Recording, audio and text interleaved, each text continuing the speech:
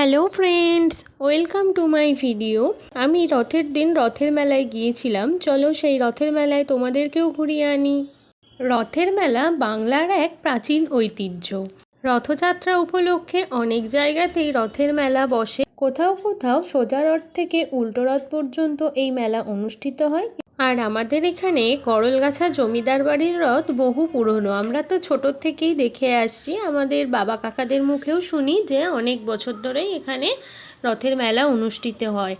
আর দেখো, রথের দিন সামান্য একটু বৃষ্টি হয়েছিল দুপুরবেলা, তাতেই মাঠটা দেখেছো তো কীরকম কাদা হয়ে গেছে। কিন্তু এত কাদার মধ্যেও মানুষের ভিড়ের অন্ত ছিল না।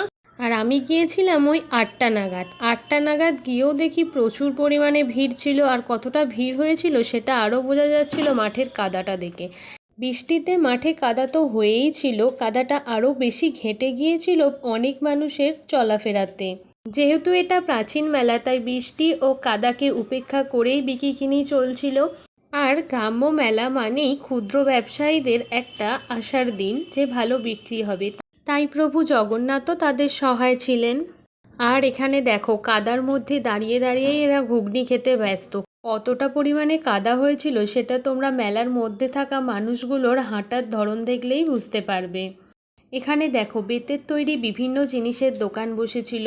প্রাচীন গ্রাম্য মেলার ঐতিহ্যবাহী জিনিসের মধ্যে বেতের জিনিস একটি। আরেকটি হলো মাটির তৈরি বিভিন্ন সামগ্রী, যেমন মাটির পুতুল, খেলনা বাটি। এই সমস্ত জিনিস আমি বহু বছর পর মেলায় দেখলাম। ছোটবেলায় হয়তো দেখেছিলাম, ঠিক মনে নেই, কিন্তু বাবার মুখে প্রচুর গল্প শুনেছি যে তাদের ছোটবেলায় নাকি এই সমস্ত জিনিস রথের মেলায় প্রচুর বসতো।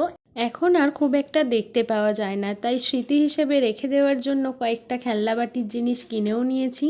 তোমাদের এই রকম মাটির খেলনা বাটি কীরকম লাগে অবশ্যই কমেন্টে জানাতে ভুলো না কিন্তু। আর ভিডিওটি ভালো লাগলে লাইক, কমেন্ট, শেয়ার করো। ও ফেসবুক থেকে দেখলে আমার পেজটিকে ফলো এবং ইউটিউব থেকে দেখলে চ্যানেলটিকে সাবস্ক্রাইব করতে ভুলবে না। আজ এই পর্যন্তই, সবাই ভালো থাকবে, বাই।